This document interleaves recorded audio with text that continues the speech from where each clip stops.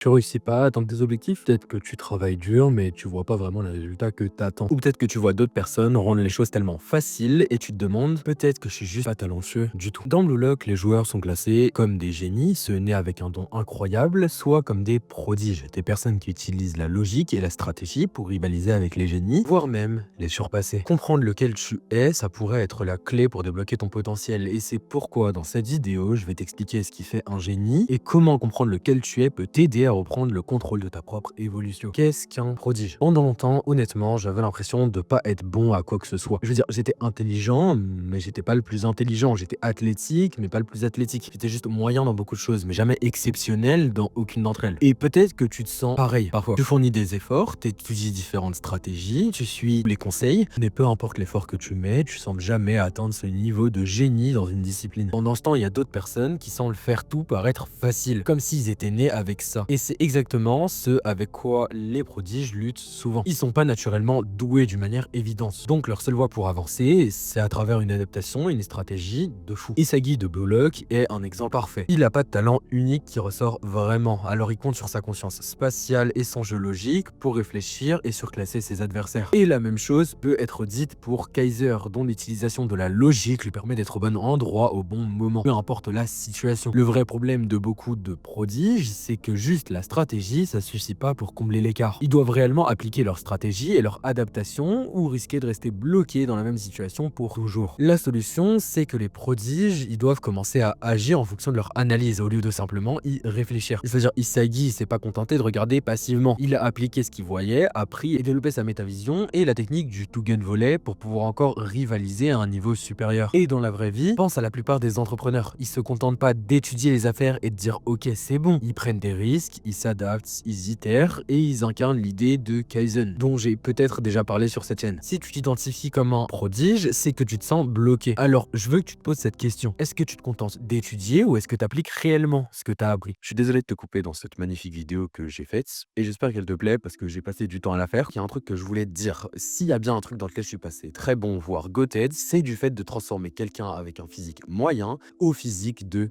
Toji Prime. Je sais qui c'est Toji, si tu veux, voilà son physique, asymétrique, voilà. Et donc pour ça, je sais faire avec un accompagnement complet de A à Z, te permettre de faire une transformation physique. Mon objectif, il est simple, c'est de te transformer. Concrètement, t'obtiens quoi? T'obtiens un programme 100% personnalisé selon ton corps, ton objectif, ton temps. Si t'as 45 minutes par jour uniquement et que tu peux faire du sport que 4 jours par semaine, et bah ça suffit. Bien évidemment, chaque exercice de ce programme est accompagné de vidéos explicatives pour exécuter chaque exo parfaitement et correctement. On ajoute à ça un plan de nutrition clair et détaillé, tu sais quoi manger, quand et pourquoi. Bien évidemment, je te donne des recettes des préfaites que tu peux faire chez toi, mais je t'apprends aussi comment faire en sorte d'avoir les tiennes que tu veux toi et qui iront avec ton objectif. Et bien évidemment, il y a de quoi faire même si tu habites chez tes parents. Je te fais un suivi jusqu'à résultat. Je te lâche pas tant que t'as pas atteint ton objectif. Je t'envoie des messages avant la salle, je t'appelle si nécessaire, je te lâche pas. Je ne lâche pas ta veste tant que tu n'as pas ton physique de rêve. On ajoute à ça un Notion ultra complet pour entraînement, sommeil, nutrition, poids, progression et il sera ultra simple d'utilisation. Tu auras un PDF avec qui sera là pour t'expliquer comment bien tout faire. Et si jamais tu as besoin, tu peux m'envoyer un DM directement sur Discord et je te répondrai sans problème sur comment est-ce que ça fonctionne. Avec ça, un guide de supplémentation, parce que ça sert à rien de jeter ton argent par les fenêtres pour des mauvais suppléments dont tu n'as peut-être même pas besoin. Donc je vais te donner un guide exact qui te donnera tous les suppléments et lesquels peu sont nécessaires. Avec ça, j'ajoute un petit plus, un accès à vie au serveur Discord privé du projet Toji. Donc, globalement, c'est là que vont être rassemblés tous les gens qui vont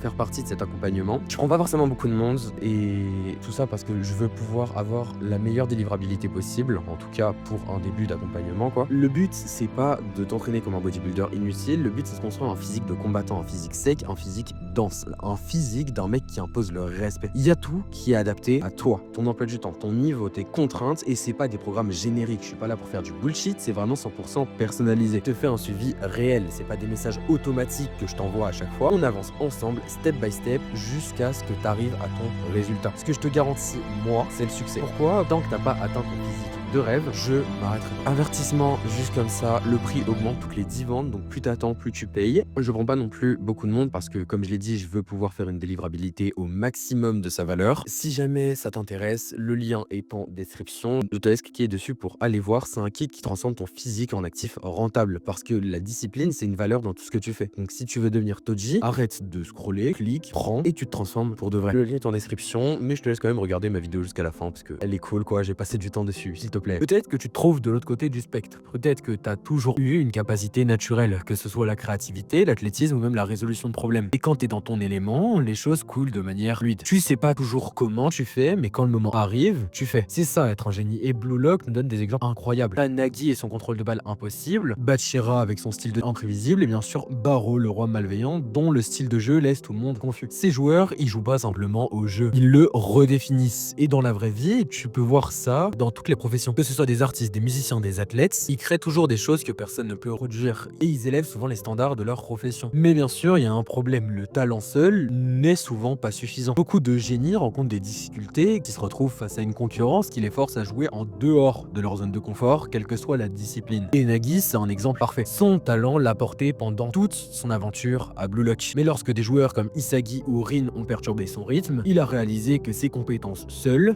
ça allait plus suffire. Ego remarque après le super but de Nagi contre Isagi que ça allait être difficile pour lui après ça. Parce que ce but était né purement du talent de Nagi. C'était pas vraiment reproductible. Et la même chose se passe dans la vraie vie. Beaucoup d'artistes, de musiciens ou même d'athlètes prodiges rencontrent un mur et réaliser que le talent seul ne suffira pas peut les faire tomber dans le piège parce que sans discipline et raffinement, leur talent il peut se perdre. C'est pour ça que les meilleurs se contentent pas de s'appuyer sur leur talent. Ils le peaufinent avec une structure. Et Barou, c'est un exemple surprenant. Après sa défaite contre Isagi et son entraînement dans la NEL, il a adapté son style de jeu pour être plus inclusif de ses coéquipiers plutôt que de les ignorer complètement. Ce qui fait de lui une menace beaucoup plus polyvalente. Et bien sûr, on voit ça chez beaucoup de sportifs professionnels. Ceux qui arrivent à rester au top, c'est ceux qui peuvent utiliser leur talent de manière répétable et durable. Si tu t'identifies comme un génie, alors ta prochaine étape, c'est pas de te reposer sur tes lauriers en comptant uniquement sur talent. Il faut que tu construises un système autour de ton don pour qu'il soit reproductif dans n'importe quelle condition. Où est-ce que tu te situes? La vérité, c'est que la plupart d'entre nous, on n'est pas totalement génie ou totalement prodige. On existe quelque part entre les deux, mais la plus grosse erreur que font les gens, c'est qu'ils savent pas où ils se trouvent, donc ils poursuivent le mauvais chemin. Je veux dire, pendant des années, j'ai cru que je pouvais simplement travailler plus dur et que ça finirait par marcher pour moi. Mais la vérité était que j'avais besoin de prendre en compte mes propres forces et de trouver un moyen de jouer avec ces forces-là. Et il en va de même pour les athlètes qui passent leur carrière à s'entraîner pour se rendre compte qu'ils essayaient de maîtriser quelque chose qui correspondait pas à leurs compétences naturelles. C'est un avertissement que Chris a donné aux joueurs de Blue Lock et que Kunigami a donné à Isagi quand il était question de comment s'améliorer. Certaines personnes travaillent sans relâche, ils essayent tout pour réussir alors qu'ils devraient seulement sur leur force naturelle. D'autres comptent trop sur leur talent au lieu de construire un système autour de celui-ci, ce qui crée un manque de vision et conduit à la frustration, la stagnation et cette impression d'être coincé dans un cycle où rien ne change. Maintenant, comment reprendre le contrôle? Et la première chose, c'est d'identifier où tu te situes sur le spectre. Ensuite, applique la pièce manquante. Si t'es un prodige, commence à exécuter et à itérer au lieu de tout analyser. Si t'es un génie, construis une structure autour de ton don pour qu'il soit reproductible. À Blue Lock, on voit comment les joueurs de chaque côté du spectre appliquent leurs pièces manquantes. Isagi, Kaiser, Ryo, c'est tous des prodiges qui possèdent un talent de génie unique qu'ils ont dû apprendre à utiliser pour atteindre leur potentiel maximum. Isagi, par exemple, il a une conscience spatiale unique qui lui permet de percevoir des choses que les autres ne peuvent pas. Il a donc développé sa métavision et trouvé un moyen d'exploiter l'ego des autres joueurs pour créer une formule gagnante. Kaiser, lui, a une vitesse de balancement des jambes et de détente des jambes que les autres joueurs n'ont pas. Il en a tiré parti pour créer une formule qu'il peut reproduire menant à son Kaiser Impact. Et pendant que n'importe qui peut analyser comment quelqu'un fait quelque chose et ajouter ça à son propre répertoire, Ryo utilise sa dextérité naturelle pour copier presque parfaitement toutes les techniques qu'il étudie. À partir du moment où ça ne prend pas en compte la taille ou le poids, etc. Des choses qu'il ne peut pas changer. D'un autre côté, on a des génies comme Rin et Noah. Rin avec son impulsion destructrice et sa capacité naturelle à créer du jeu, et Noah avec son physique incroyable. Mais ces deux joueurs ont également montré leur capacité à appliquer une logique élevée, à analyser la situation et s'adapter pour faire les meilleurs choix possibles. Je veux dire par là qu'on est tous nés avec un don divin, quelque chose qui vient naturellement, mais comprendre ce don et débloquer tout son potentiel, ça nécessite une action intentionnelle. Donc tu te poses cette question, est-ce que tu t'appuies sur ton don ou est-ce que tu essayes de forcer quelque chose qui te correspond pas? Maintenant, on va voir ce qui vient ensuite. Quand tu comprends où tu te situes sur le spectre des prodiges versus génies, tu peux arrêter de perdre du temps sur des choses qui fonctionnent pas pour toi, à commencer à jouer selon tes propres forces. Parce que c'est la véritable clé pour sortir de cette sensation d'être bloqué. Au final, le succès ne repose pas sur le fait d'être né avec du talent ou simplement de travailler sans relâche. C'est comprendre qui tu es et utiliser cette connaissance pour réussir. Alors, où est-ce que tu penses te situer sur le spectre des prodiges versus les génies? Personnellement, je pense que je penche davantage vers le prodige, mais je suis curieux de savoir où est-ce que vous, là, qui me regardez, vous vous situez.